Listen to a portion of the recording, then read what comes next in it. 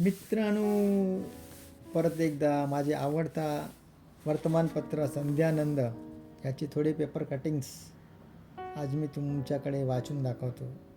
आज माझ्याकडे हाती आला आहे शनिवारच्या 26 जुलै 2025चा न्यूजपेपर संध्यानंद.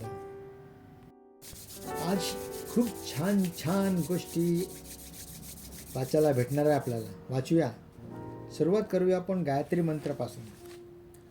ओम भूर्भुवः स्वः तत्सवितुर्वरेण्यं भर्गो देवस्य धीमहि धियो यो नः प्रचोदयात्. त्या प्राणस्वरूप, दुःखनाशक, सुखस्वरूप, श्रेष्ठ, तेजस्वी, पापनाशक देवस्वरूप परमात्माला आम्ही आपल्या अंतःकरणात धारण करतो. तो परमात्मा आमच्या बुद्धीला सन्मार्गावर प्रेरित करो. ब्रह्मांड नायक श्री स्वामी समर्थ. प्रतिष्ठा म्हणजे एक भाकड, ओझ कधी योग्यता नसताना मिळते आणि चूक नसताना निघून जाते. म्हणून असताना मिरवू नये आणि नसताना खचू नये. प्रार्थना. हीच आमुची प्रार्थना आणि हेच आमुचे मागणे. माणसानी माणसासी माणसा समवागणे. धर्म जाती प्रांत भाषा द्वेष सारे संपू दे. एक निष्ठा एक आशा एक रंगी रंगू दे. अन पुन्हा प्रसर्व मनावर शुद्धतेचे चांदणे. माणसानी माणसासी माणसा समवागणे. भवताली दाटल अंधार दुखाच्या जरी. सूर्य सत्याच्या उधा उगवले आहे खात्री. तोवरी देई आम्हाला काजवाचे जागणे. माणसानी माणसासी माणसा समवागणे. लाभले आयुष्य जितके ते जगावे चांगले. पाऊल चाले पुढे जे थांबले ते संपले. घेतला जो श्वास आता तो पुन्हा न लाभणे. माणसानी माणसासी माणसा समवागणे. हीच आमची प्रार्थना आणि हेच आमचे मागणे. माणसानी माणसासी माणसा समवागणे. एक काळी आचार्य चाणक्य आपल्या देशाचे पंतप्रधान होते. त्यावेळी त्यांनी सांगितले होते की देशात जनतेवर कोणताही टॅक्स असता कामा नये. म्हणजे देश करमुक्त असायला हवा. ज्या देशातील जनता टॅक्सच्या ओझाने दबलेली असेल तो देश भिकारी होऊ शकतो. टॅक्स लावून सरकारांच्या हातात जास्त पैसे देणे म्हणजे खूप मोठ्या धोक्याला आमंत्रण देण्यासारखे आहे. जर राजाचे डोके फिरले आणि जनतेने दिलेले पैसे त्याने बर्बाद केले तर बिचारी जनता काय करेल. म्हणूनच चाणक्य म्हणतात की जास्त पैसे लोकांच्या जवळ म्हणजे जनतेच्या हातात असायला हवेत. ज्यामुळे पैसे समाजात राहील आणि नेत्याच्या जवळ कमीत कमी पैसा राहतील. लहानपणी केलेल्या चुका सहजपणे पुसता येतात. महिन्याची कमाई. एकाच कमाईवर अवलंबून राहू नका. योग्य गुंतवणूक करत राहा. उत्पन्नाचे आणखी साधने निर्माण करा. खर्चाची आघाडी. जर तुम्ही गरज नसलेल्या वस्तू खरेदी करत राहिला तर एक दिवस तुमच्यावर घरातील गरजेच्या वस्तू विकण्याची वेळ येईल. बचतीची पद्धती. खर्च होऊन जे काही उरेल ती बचत असे करू नका. दर महिन्याला आधी बचत करा आणि मग उरलेला पैसा खर्च करा. जोखमी स्वीकारताना पात्रात दोन्ही पाय बुडवून कधीही नदीची खोल तपासण्याचा प्रयत्न करू नका. एक पाय सुरक्षितपणे आणि मक्कमपणे किनारावर असला पाहिजे. गुंतवणूक करताना सगळी गुंतवणूक एकाच ठिकाणी आणि एकाच प्रकारात करू नका. अपेक्षाच्या पातळीवर प्रामाणिकपणा ही सगळ्यात महागडी भेट असते. किरकोळ व्यक्तीकडून त्याची अपेक्षा ठेवू नका. भूतकाळाविषयी भूतकाळ हा रद्दी झालेला वर्तमानपत्राप्रमाणे असतो. वर्तमानकाळ हा आजच्या ताज्या वर्तमानप्रमाणे असतो आणि भविष्यकाळ हा प्रश्नार्थक असतो. त्यामुळे तुमच्या भूतकाळातून बाहेर आहे वर्तमानावर नियंत्रण मिळवा आणि भविष्य सुरक्षित करा. जेव्हा तुमच्या आयुष्यात वाईट गोष्ट घडते, तुमच्यासमोर 3 पर्याय असतात. त्यातून तुमची नेमकी शक्ती कळते. तुम्ही हतबल होऊन शरणागती स्वीकारता किंवा त्यावर मात करून अधिक शक्तिशाली होऊन बाहेर पडता. आपले डोळे पुढील बाजूस आहे, कारण नेहमी पुढे पाहू चालावे. मागे वळून पाहता काही अर्थ नसतो. चुकांचे गांभीर्य लहानपणी आपण पेन्सिल वापरायचो आणि आता पेन वापरतो, कारण लहानपणी केलेल्या चुका सहजपणे पुसता यायच्या.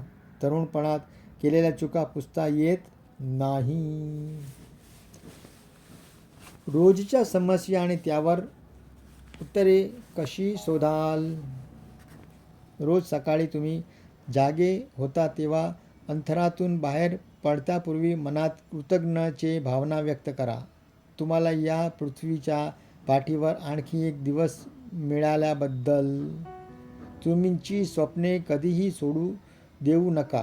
केवळ इच्छा, आशावाद यावर अवलंबून राहू नका, तर स्वप्ने प्रत्यक्षात येण्याची दिशेने रोज कृती करत राहा आणि हळूहळू स्वप्नपूर्तीच्या दिशेने पुढे जात राहा. आपण किती पुढे आलो आहे हे देखील अधूनमधून पाहत जा.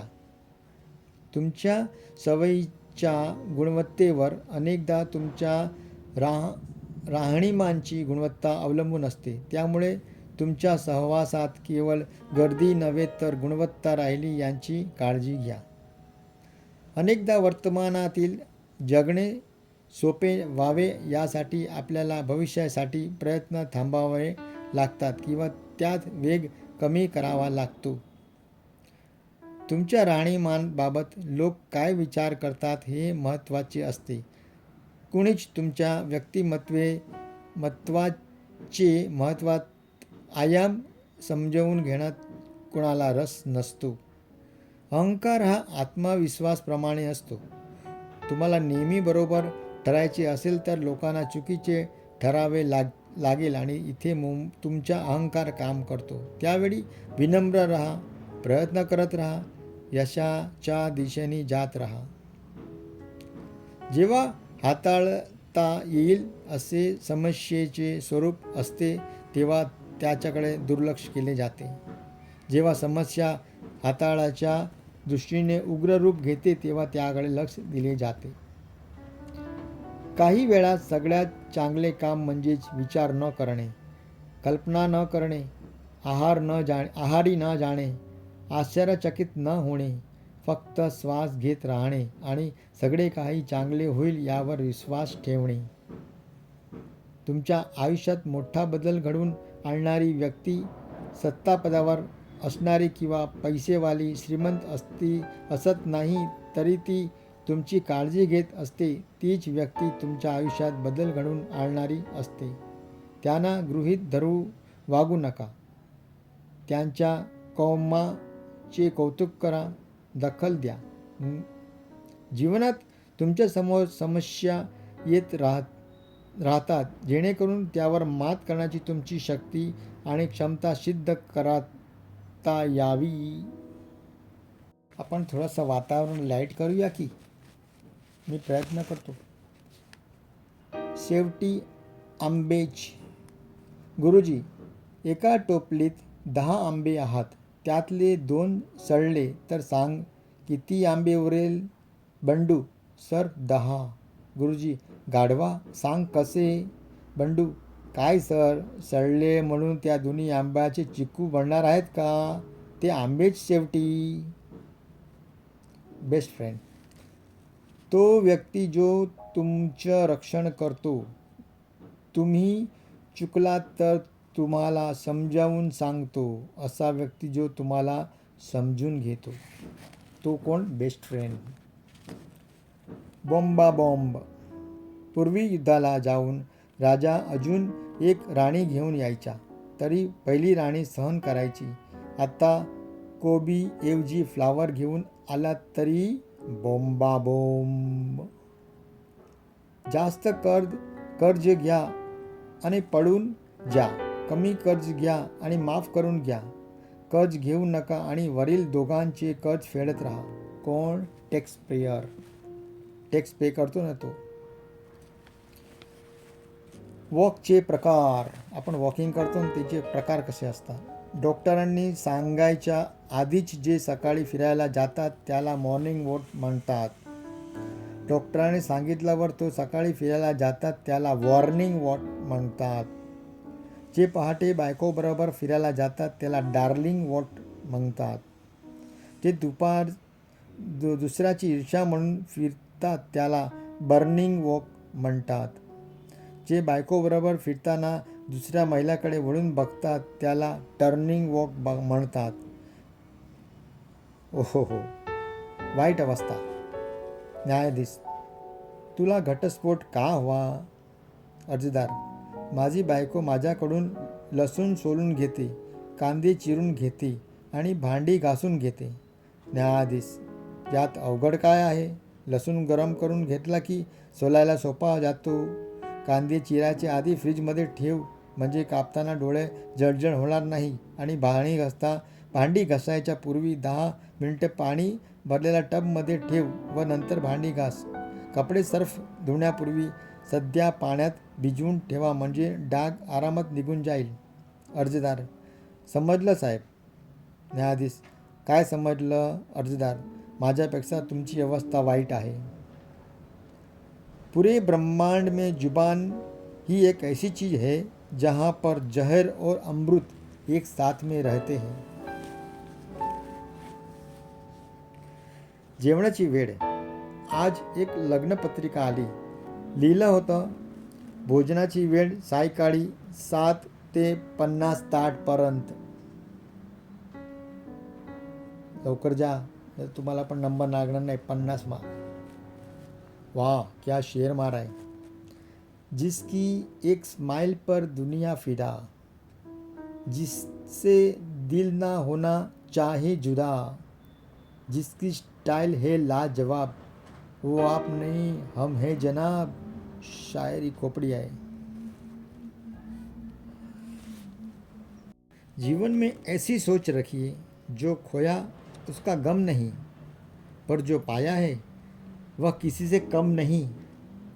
और जो नहीं है वह एक ख्वाब है, पर जो है वह लाजवाब है. आपल्याला सांगितल्या जाणाऱ्या खोट्या गोष्टी. समाजात मूर्ख आणि योग्य गोष्टीकडे दुर्लक्ष करणारे लोक असतात.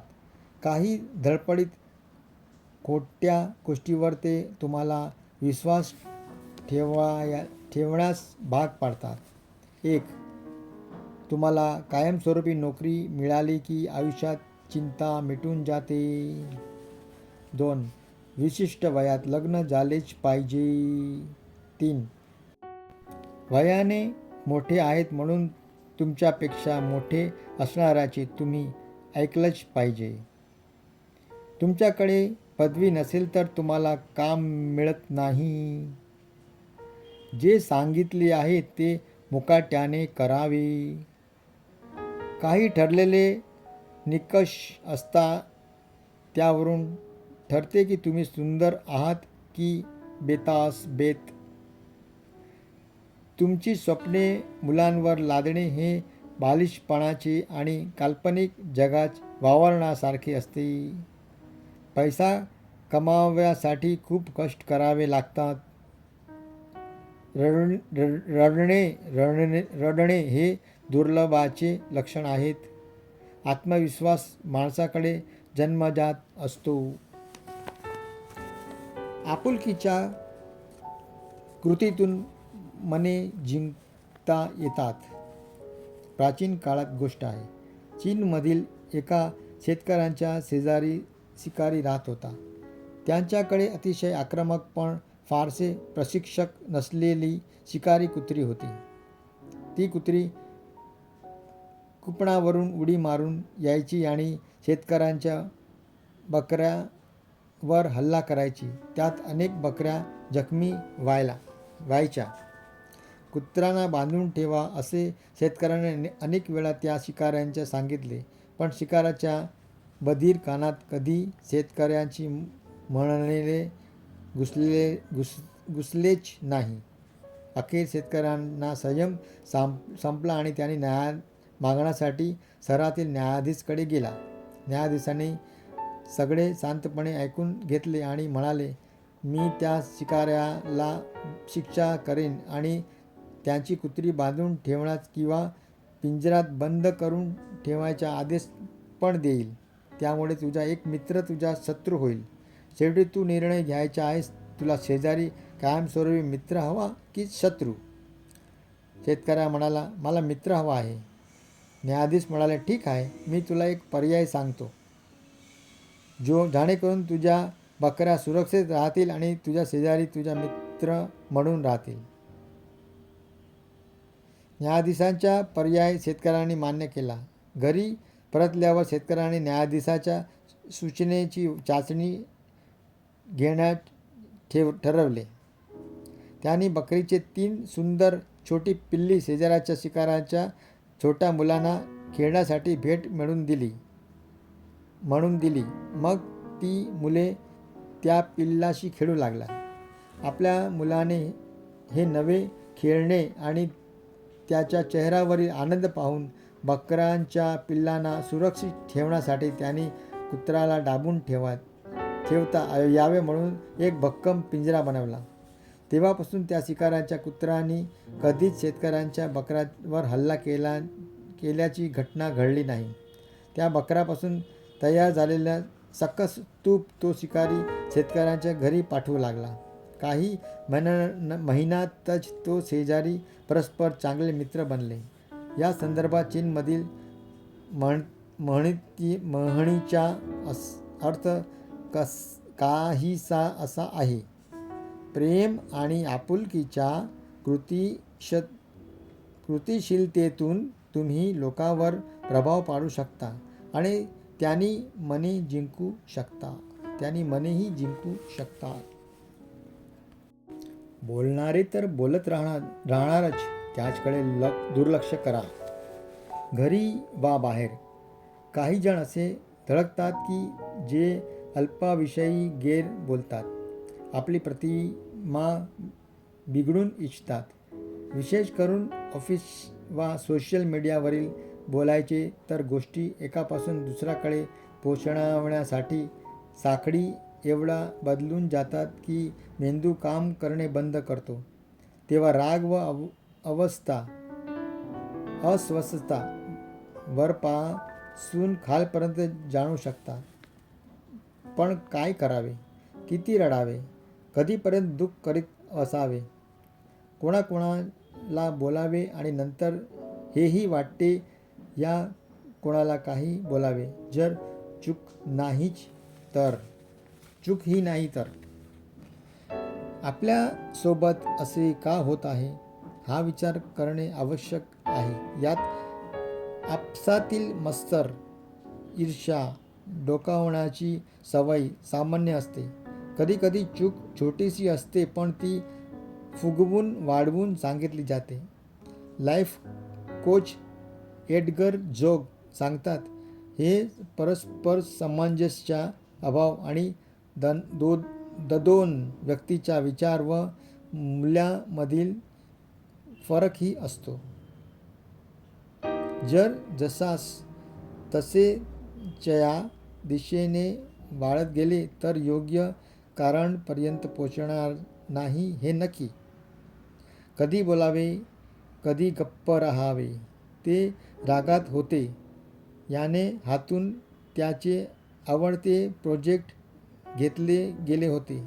त्यांनी खूप मेहनत घेतली होती, पण कुठे ना कुठे आजूबाजूचे लोक त्याची ते कामात स्लो असण्याची छवी तयार करण्यात गुंतले होते. त्यांनी अशीही तक्रार होती की प्रोजेक्ट दुसऱ्यांच्या हाती जातात. त्यांनी मागितलेल्या साऱ्या सुविधा दुसऱ्यांना दिल्या गेल्या होत्या, पण सांगायची कोणाला? कारण रागात तिघाशी बोलणे पूर्वीच बंद झाले होते. अखेरीस त्यांना जे काम नंतर दिले गेले तेच व्यवस्थित करीत उत्तर देण्याचे ठरवले. आपण आपल्यासोबत होणाऱ्या प्रत्येक गोष्टीवर नियंत्रण मिळवू शकत नाही हे खरे आहे, पण काही चुकीच्या प्रतिमा आपल्या पाठलाग करतात आणि आपला मान सन्मान व विश्वासावर परिणाम करतात. HR एक्सपर्ट राकेश जैन म्हणतात, जरी स्थिती दुसऱ्यांसाठी अनुकूल असली तरी शांतपणे आपले म्हणणे सांगावे. गोसिपिंगचा भाग होऊ नये. फक्त त्यासाठी बोलावे ज्यांच्या मताला किंमत असते. कित्येकदा सरळ व्यक्तीला जाऊन बोलणे पुरेसे असते. भीती त्याच्या मनातही असते, पण चारित्र्यहनन वा लैंगिक शोषणाशी संबंधित गोष्ट कायद्याची मदत घेऊ शकता.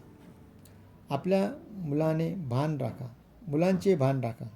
उत्तर देण्यासाठी इतरांच्या पातळीवर घसरण्याची गरज नाही. आपली प्रतिष्ठा लक्षात घ्यावी. कोणावर शत्रूसारखा शिक्का मारू नये. असे करणे आपला दृष्टिकोन मर्यादित करेल. गोष्टीचे मूळ कोठे आहे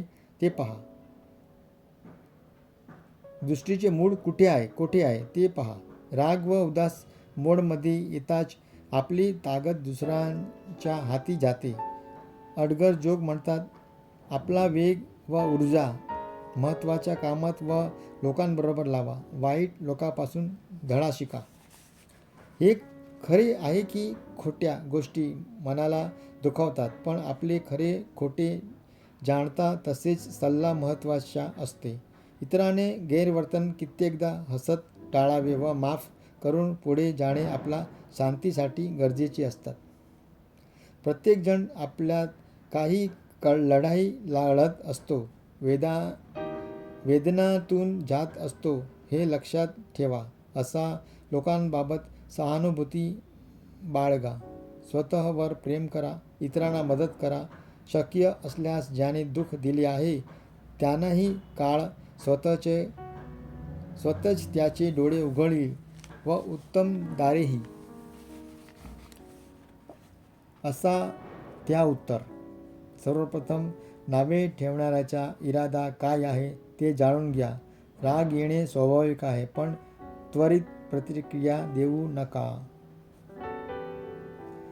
स्वतःवरील ताबा न गमावता सर्व बाजूंचा विचार करूनच उत्तर द्या.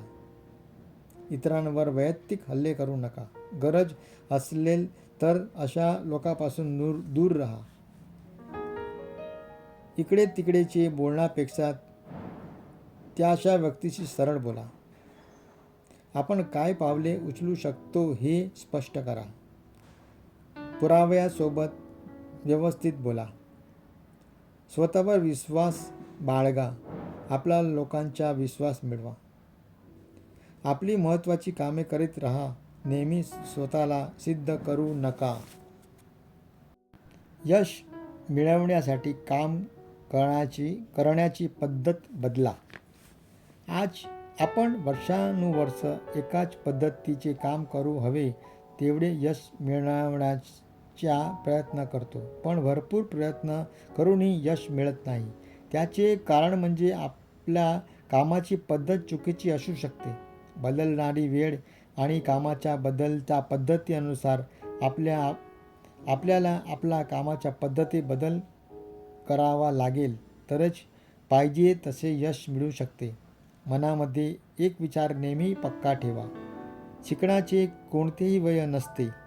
अशा वेळी जर कामाच्या पद्धती काही नवीन शिकायचे असेल तर शाळेच्या विद्यार्थ्याप्रमाणे शिकावे. त्या वेळेनुसार आणि काळानुसार अपडेट राहण्यासाठी नेहमी तयार राहा. सुरुवातीला यशाचा आलेख सहजासहजी वाढत नसतो. आपल्या कामातील त्रुटी काढून नवीन कौशल्य आत्मसात करून यशाचा आलेख उंचवता येतो. वेळेनुसार कामाच्या नवीन पद्धती समजून घेऊन त्याप्रमाणे बदल करावा. कारण बदलता वेळेनुसार चालतो तो यशस्वी होतो. यावर आत्मपरीक्षण हा अतिशय चांगला उपाय आहे. आपण आपल्याला जेवढे ओळखू शकतो तेवढा समोर व्यक्ती ओळखू शकत नाही. त्यामुळे वेळोवेळी आत्मपरीक्षण करावे. त्यामुळे आपल्या कामाच्या पद्धती बदल करणे सोपे जाते. यशाच्या कथा नका वाचू. त्यातून तुम्हाला केवळ संदेश मिळेल. अपयशाच्या कथा वाचा. त्यातून तुम्हाला यशस्वी होण्याच्या आयडिया मिळतील. जीवनात विपरीत काळा तरी संधी शोधा. गर्दी सोबत घेऊन चालणारा देव ही एकांतात भेटतो. पण आपण सारी त्याचीच लेकरे असल्यामुळे मोठमोठ्या संख्येत आपल्याला सोबतही ठेवून घेत असतो. तो फक्त हे पाहत असतो की त्यात माझ्याविषयी किती ओढ आहे. श्रीरामाने जेव्हा वानराला आत्ता सारे घरी जा अशी आज्ञा केली तेव्हा ती त्यांना काही बोलू शकत नव्हते. ते प्रेमाने ओथंबलेल्या नजरेने एकटक त्यांना पाहत होती. असे म्हणतात की प्रेमात जेव्हा जीभ काम करू शकत नसेल तेव्हा डोळे अवश्य बोलून जातात. वानर जे सांगू इच्छित होते ते श्रीरामांना त्वरित समजले. येथे तुलसीदास लिहितात, अतिशय प्रीती देखी रघुराई, लिन्हे सकल विमान चढाई.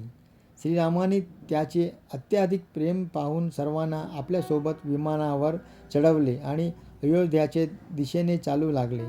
इथे संपूर्ण वातावरण सकारात्मक झाले होते. परमात्मा आपल्या आतील पॉझिटिव्हिटी सतत पाहत असतो. जी सकारात्मकताची वानरामध्ये होती ती आपल्यातही उतरू शकते. यासाठी फक्त 5 कामे करीत राहा. आशावादी राहा, ठाम निर्धार करा, कृतज्ञ व्हा, स्वभावात लवचिकपणा ठेवा आणि कामात बुडून जात काम करा. विपरीत काळातही संधी शोधणे आणि आवडते काम करीत राहणे ही वानराची खूबी होती. तेव्हा श्रीरामाने त्यांना आपल्यासोबत विमानात बसवले होते. यापेक्षा मोठा मान आणखी काय असू शकते. या वानराकडूनही आपण आपल्यातील सकारात्मकता कशी टिकवून ठेवावी हे शिकायला हवेत. वाहनाची पुढची काच मोठी असते आणि मागे लक्ष ठेवायला आरसा मात्र अगदी छोटासा असतो. कारण कालचक्रात भूतकाळाला फारच थोडे महत्त्व आहे. तेव्हा मागे तुमच्या भूतकाळाकडे फक्त लक्ष ठेवा, मात्र भविष्यकाळाकडे विशाल नजरेने बघा आणि पुढे जात राहा. आपला आनंद स्वतःवरच अवलंबून असावा. जेव्हा दुसरे आपल्या मताशी सहमत होतात, आपला मान राखतात व आपली हिंमत वाढवतात तेव्हा आपल्याला चांगलं वाटते. पण आपला आनंद इतरांच्या विचारावर अवलंबून असावा हे योग्य नव्हे. हळूहळू आपल्याला कळले की आपल्या छोट्या मोठ्या गोष्टीसाठी इतरांची सहमती नको आहे. कितीतरी गोष्टी अशा असू शकतात ज्यांची आपण सफाई दिली नाही तरी काहीही फरक पडणार नाही. आपल्या प्रतिक्रियावरील खूप सारी कामे होत राहतील. कदाचित ती कामे आपल्या मनासारखी होणार नाहीत पण त्यामुळे नुकसानही होणार नाही. लेखिका ल्युमिनिटी डी सेव्युक म्हणते, इतरांसोबत आपल्या संबंधात 2 गोष्टी आपल्या लक्षात ठेवायला हव्यात. एक, इतरांना आपण दखल देणे किती आवडते. दुसरी, इतरांकडून आपल्या अपेक्षा व्यवहारात आहेत का. आपल्यासोबत इतरांना वेळेचे व सोयीचेही आपण मान ठेवायला हवे. पुढील वेळी जेव्हा कधी इतरांना आपल्या नियंत्रणात ठेवायची अवस्था असेल वा आपल्या दुसऱ्यांच्या वागण्यामुळे दुःखी वा चिंतेत असाल तर थांबून स्वतःला विचारा की खरोखरच हे मी कंट्रोल करण्याची गरज आहे का? चिंता केल्यामुळे सारे काही ठीक होणार आहे का? जर दुसरे ते जरी आहेत ते त्यांना करू दिले तर काय होईल? हळूहळू आपला तणाव कमी होऊ लागेल. जे ओझे आपण नाही त्यापासून मुक्त होऊन आपल्याला हलके वाटू लागेल, हो ना? आपल्या शांतीकडे लक्ष द्या. जर दुसरे आपल्याला पसंत करत नाही, आपल्याला नाव ठेवतात, आपल्याला भेटत नाहीत, आपल्याला मदत करीत नाहीत, आपल्याला दिलेला शब्द मोडतात, आपली चूक शोधत राहतात, आपली मनीषा समजत नाही, आपली सल्ला मानत नाही, आपल्याला कमी मानतात. हळूहळू वरील अभ्यासाने आपल्याला फोकस त्या गोष्टीवर राहील ज्या आपण कंट्रोल करू शकतात वा ज्या आपल्यासाठी महत्त्वाचे आहेत. आपण स्वतःला आव्हानासाठी तयार करू शकाल. भावनिक बळकटी येईल. इतरांना पाठलाग करण्याऐवजी आपण आपली उपयुक्तता समजून शकाल. स्वतः बदला, जग बदलेल. काळासारखा धन्वंतरी दुसरा कोणी नाही. दुभंगलेले हृदय कसे जोडावे आणि वठलेले जाळ कसे पालवावे हे त्याला कळत असते. जे नंतर चांगले वाटते ते कृत्य नैतिक आणि जे कृत्य नंतर दुःखकारक असते ते अनैतिक. पृथ्वी तलावरील दुःखे ही जीवनात नसतात तर ती संकुचित दृष्टीने पाहणाऱ्या मानवाच्या मनात असतात. दाट धुक्याने क्षणभर दृष्टीला दिसत नाहीसा होणारा पर्वत जिथल्या तिथे व जसाच्या तसा राहतो. धुके लवकरच निघून जाते. जी माणसे आपल्या कुवतीप्रमाणे इच्छा करतात, सामर्थ्यानुसार काम करतात व कुणाचा अनादर करीत नाही ती माणसे कर्तव्यदक्ष समजावीत. कृष्णाकडे पाहून कोरोना व्हायरस म्हणाला, हे कृष्णा, बघ मी किती सूक्ष्म आहे, तरीसुद्धा मी तुझ्या मंदिराचे दार बंद केली. कृष्णाने मंद स्मित केलं आणि म्हणाला, तू लक्षपूर्वक बघितलं नाहीस. मी प्रत्येक घरालाच मंदिरात रूपांतर केले. कोण्या अशा व्यक्तीवर प्रेम करणे जी तुम्हाला आवडत नाही म्हणजे तुम्ही जीवनाकडून काही शिकलात. कोण्या अशा व्यक्तीवर प्रेम करणे जी तुमचा द्वेष करत असेल हे दर्शवंत की तुम्ही जीवन जगण्याची कला शिकलात. विश्रांती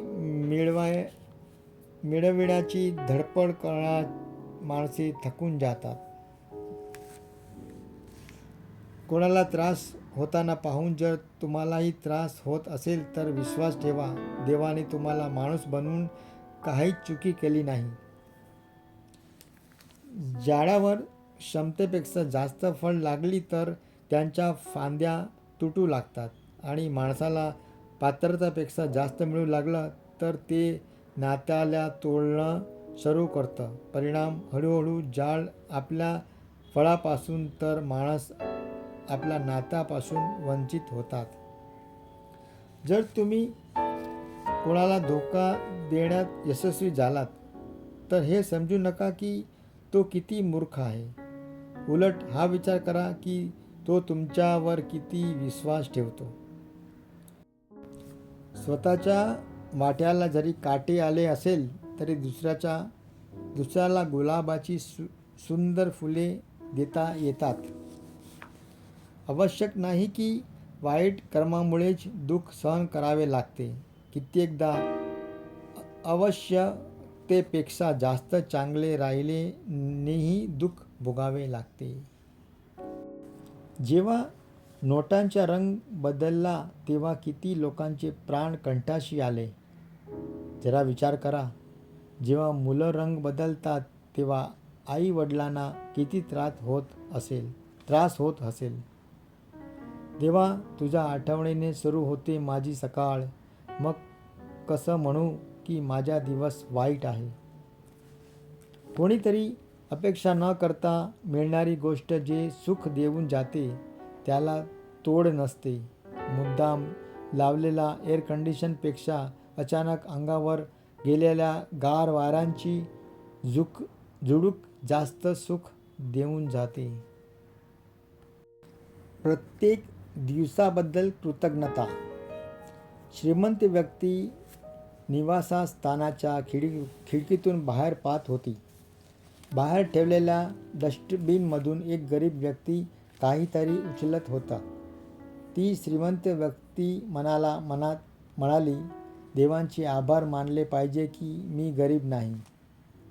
तो गरीब तिथून निघाला आणि त्याने पाहिले की एक विवस्त्र अवस्थेत माणूस रस्त्यावर लोळत होता. गरीब म्हणाला, देवाचे आभार मानले पाहिजे की मला वेळ लागले नाही. तेवढ्यात रुग्णवाहिकेचा सायरन ऐकून आलेला वेडा उठला आणि इकडे तिकडे पाहून लागला. रुग्णवाहिका रुग्णालयाला हॉस्पिटलमध्ये नेण्यात येत होते. तो वेडा म्हणाला, देवाचे आभार मानले पाहिजे की मी आजारी नाही. ती रुग्णवाहिका हॉस्पिटलमध्ये पोचल्यावर त्या रुग्णाचे पाहिले की एक स्ट्रेचरावरून मृत्यूदेह घेऊन जात आहे. तो रुग्ण म्हणाला, देवाचे आभार मानले पाहिजे की मी जिवंत आहे. फक्त मृत व्यक्ती देवाचे आभार मानू शकत नव्हता. मग तुम्ही सुद्धा रोज देवाचे आभार का मानत नाही? त्याने तुमच्या आयुष्यात आणखी एक सुंदर दिवसाची देणगी दिलेली असते. जलद शिकण्यासाठी. भावनांवर नियंत्रण ठेवू शकत नाही अशा प्रकारातील व्यक्ती असाल तर शिक्षण होईपर्यंत लग्न करू नका. एकटे राहा. कारण शिकताना लग्न आणि नात्याचा विचार केला नाही तर चाललेली अशी समजूतदार जोडपी खूप कमी असतात. दीर्घ वेळ अभ्यास करताना मध्ये 5 ते 10 मिनिटाची डुलकी काढा. त्यामुळे पुढच्या किमान तासाभरासाठी तुम्ही ताजेतवान होऊ जातात. अभ्यास करताना तुमचा मोबाईल दुसऱ्या खोलीत ठेवा. मोबाईल फोनमुळे सर्वाधिक लक्ष विचलित होते आणि वेळ वाया जातो. फोन दुसऱ्या खोलीत असल्यावर लक्ष विचलित होणार नाही आणि वेळ वाचेल. पुस्तक वाचत असताना हातात पेन किंवा पेन्सिल धरून ठेवण्याची सवय ठेवा. त्यामुळे तुम्ही आवश्यक तिथे अंडरलाईन करून किंवा कडेला पेन्सिलने नोट्स लिहितात. विषयावर लक्ष केंद्रित करण्यासाठी हे अतिशय उपयुक्त आहे. उजळणी करताना या खुणा केलेल्या मजकुराकडे लक्ष जाते आणि महत्त्वाच्या मुद्द्याचे मनातल्या मनात व्यवस्थित उजळणी होते. पुन्हा असा खुणा करत राहिल्याने एकाग्रता वाढते. बालकथा. पावसाचे देव आहे इंद्र. इंद्राकडे पाऊस पाडणारे अनेक सरदार असतात. ते सरदार पृथ्वीवर पाऊस पाडत असतात. हे सरदार म्हणजेच मोठे मोठे काळे ढग असतात. ते पाणी साठवतात आणि पाऊस पृथ्वीवर पाडतात. एकदा एक ढगाला इंद्राने पृथ्वीवर पाऊस पाडण्यासाठी पाठवले. पण तो ढग पाऊस न पाडता एका राजाच्या मैदानावरील मुलांचा खेळ बघण्यात रमून गेला. ही गोष्ट इंद्राला समजल्यावर त्याने त्या ढगाला पाण्याचा ढग न राहण्याचा श्राप दिला. आता त्या ढगात पाणी राहू शकत नव्हते. तो ढग पाण्याविना पांढरा दिसू लागला. मग त्याला त्याच्या बागण्याचा पश्चाताप झाला. त्याने इंद्राची माफी मागितली. इंद्राने त्याला पृथ्वीवर तू चांगले काम करशील मगच पुन्हा स्वर्गात येईल असा उशाप दिला. त्यानंतर पृथ्वीवर धुके प्रसरले. त्या दुःखातून तो ढग पृथ्वीवर एका राजाच्या राज्यात मानवरूपाने उतरला. तो आता एक सामान्य मानव झाला होता. राज्यातील एका गावात तो लोहाराचे काम करू लागला. निरनिराळे ओजार बनवणे, घराच्या उपयोगी वस्तू बनवणे अशी कामे तर करू लागला. परंतु त्या राजाची जनता दुष्काळामुळे त्रस्त झालेली होती. गेली सगळं काही वर्षे तिथे पाऊस पडला नव्हता. पाऊस नसल्याने त्या राज्यात दुष्काळ पडला होता. जनता वाटेल ती कामे करून पोटासाठी अन्न मिळवत होती. रोगराई आणि भूक यामुळे जनता चोऱ्या करणे, लुबाडणे या गोष्टी करून लागली होती. राज्यात अंधाधुंदी माजली होती. राजाचे होणारे हाल पाहून राजाला खंत वाटत होती. प्रजेची काळजी घेण्याच्या राजाच्या असल्याने प्रजेची स्थिती पाहून तो दुःखी झाला. जो कोणी राज्याला दुष्काळी स्थितीतून बाहेर काढेल त्याला योग्य ते इनाम देण्याची घोषणा राजाने केली. या लोहाराने ही घोषणा ऐकली आणि राजाला दुष्काळातून बाहेर काढण्याचा प्रयत्न आपण केले पाहिजे असे त्याला वाटू लागले. दुसऱ्या दिवशी तो तरुण लोहार राजाकडे गेला. राजाच्या दुष्काळाबद्दल मदत करण्याबाबत त्याने राजाकडे इच्छा प्रकट केली. राजाने त्या तरुणाकडे पाहिले आणि राजाला त्याबद्दल असा वाटू लागले. त्याच्या बाबत राजाने चांगले मत बनले. राजाने त्याला लागेल ते संसाधने देण्याची तयारी दर्शवली, पण दुष्काळ हटला पाहिजे अशी मागणी केली. त्या तरुणाने राज्यातील तरुण आणि शेतकऱ्यांची मदत घेऊन जाळे लावण्याची तयारी केली. जाळासाठी खड्डे खणले, बियाणे तयार केले, डोंगराच्या उतारावर खेळणे आहे त्या नद्या स्वच्छ केल्या, त्या नद्याची खोली वाढवली, धरणातील गाळ काढून तो गाळ शेतामध्ये टाकला. या कामानंतर हंगामात पावसात त्या राज्यात थोडा पाऊस पडला. त्या तरुणाच्या प्रयत्नाने दुष्काळावर मात करण्याच्या झालेल्या कामामुळे पाऊस जरी थोडा पडला होता तरी पावसाचे पाणी स्वच्छ आणि खोल केलेल्या नद्यांमधून वाहिले. ते पाणी निरनिराळ्या धरणामध्ये साठू राहिले. राज्यातील शेतामध्ये असलेल्या विहिरीला पाणी लागलं. त्या हंगामात शेतात चांगली पिके आली. राज्यातील दुष्काळ हटला. लोकांना खायला अन्न व जनावरांना चारा भेटू लागला. लोक आनंदाने आणि समृद्धीने राहू लागले. गुन्हेगारी नष्ट झाली. रोगराई पडून गेली. आधीच ठरल्याप्रमाणे राजाने त्या तरुणाला शेतीसाठी जमीन बक्षीस रूपाने एक गावात दिली. इकडे इंद्र आकाशातून त्या राजाकडे पाहत होता. तरुणाच्या रूपात श्राप असलेल्या ढगाने दुष्काळ हटवण्याचे केलेले प्रयत्न पाहून तो आनंदी झाला. त्याने त्या तरुण असलेल्या सरदार ढगाला शापमुक्त केले आणि पुन्हा वर स्वर्गात बोलवून घेतले.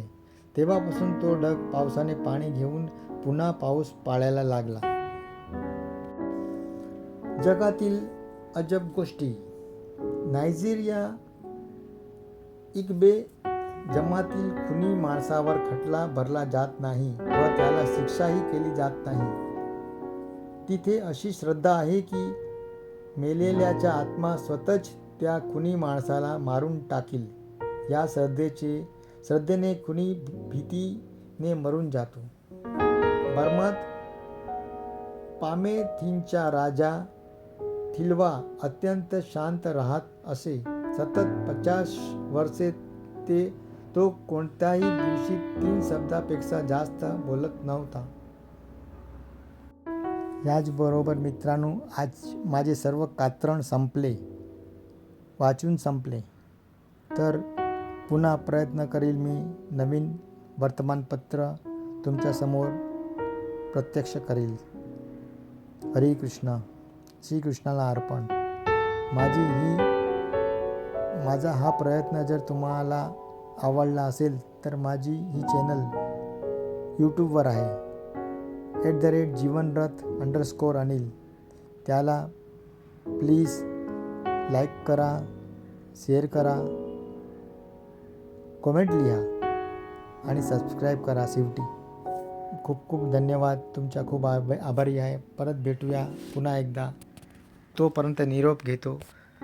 माझ्या हा वाचनामध्ये खूप सारी चुकी झालेली आहे, पण मी तुमचा आहे ह्या समजून मला माफ करा आणि मी प्रयत्न करील कमीत कमी चुकी करणार, कारण की मी शिकत आहे. मी 100% 100% मी